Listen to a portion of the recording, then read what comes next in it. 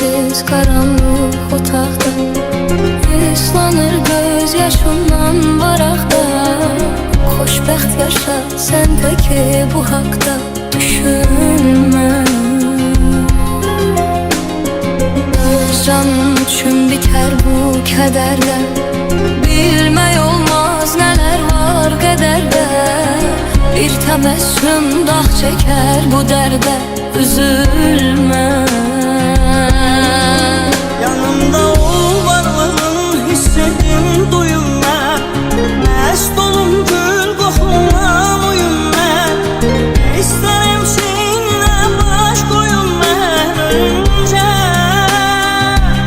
Yetər ki gəl ürəkdən gözlərim yol çəkir Min təsəlli eyləyər bir sətir Tək səninlə bağlıdır hər fikir düşüncə Gəl gör üzülməli bu tənhalıq necə Gəl gör bir mən bir də qaranlıq gecə Gəl gör çox şey ki istəmirəm sadəcə Gəl gör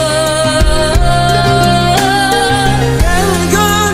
üzülməli bu tənhalıq necə Gəl gör bir mənəm bir də qaranlıq gecə Gəl gör çox şey ki istəmirəm sadəcə